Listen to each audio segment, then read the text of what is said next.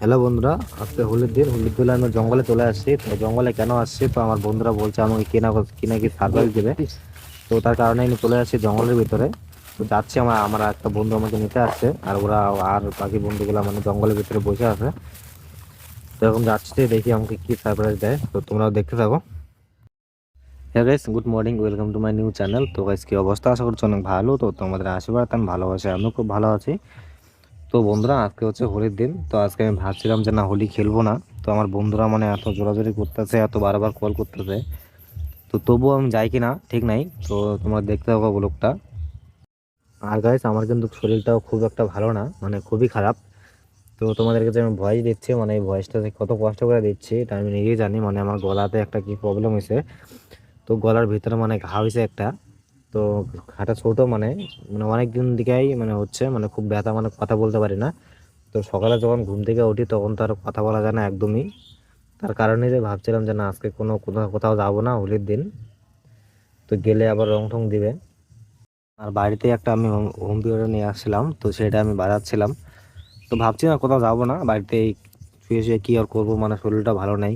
তো শুয়ে শুয়ে গান শোনা যাক, তার কারণে আর কি শুয়ে শুয়ে আমি গান শুনছিলাম। তো বন্ধুরা দেখি বারবার কল করতেই আছে।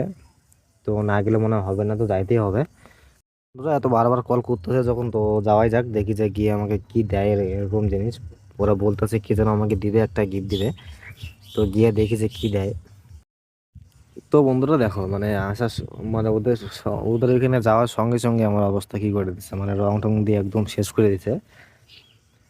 তো মানে রং এখন অত একটা নাই, মানে ধুয়ে ফেলছি বাড়িতে আইসা। তবুও মানে লাইগে আছে গালে ঘুরে। আমার দাড়ি ঠাড়ি পুরো একদম শেষ হয়ে গেছে, মানে দাড়ির কালার পুরো একদম কি আর বলবো, মানে লাল হয়ে গেছে।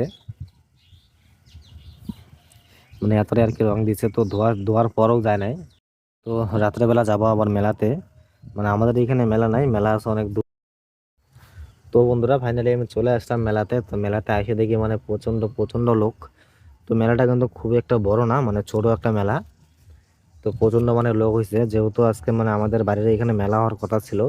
তো আজকে হইলো না, মানে গতকালকে হবে সেই মেলাটা।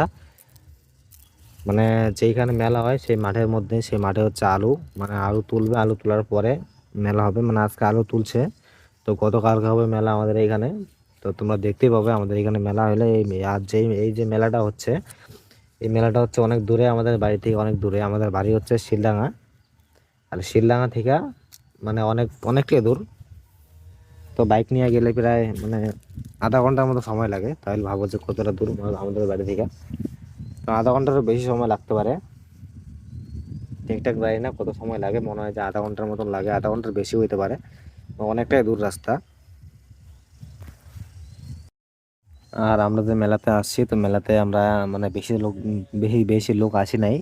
তো আমরা আসি তিনজন, আমার দাদা আর আমার ভাইস্তা আর আমরা তিনজনে আসি। তো আমার বন্ধু বান্ধবগুলো একটাও আসে নাই, কারণ ওদের অবস্থা খুব খারাপ। তোমরা তো জানোই যে হোলির দিনে কি হয়। তো সেটাই আজকে ওদের হয়েছে, মানে অবস্থা খুবই খারাপ হয়ে গেছে। তার কারণে ওরা মেলাতে আসে নাই। তো গতকালকে নাকি যাবে মেলাতে আমাদের বাড়ির বাস। তো বন্ধুরা, আজকের ব্লগটা আমি এখানে শেষ করলাম। ভিডিওটা যদি একটু ভালো লেগে থাকে তো চ্যানেলটা সাবস্ক্রাইব করতে কিন্তু ভুলো না। তো এটা হচ্ছে আমার নতুন চ্যানেল, মানে অনেক কষ্ট করে ভিডিও দিতে লাগে। তো চ্যানেলটা সাবস্ক্রাইব করতে কিন্তু ভুলো না। তো বন্ধুরা, টাটা।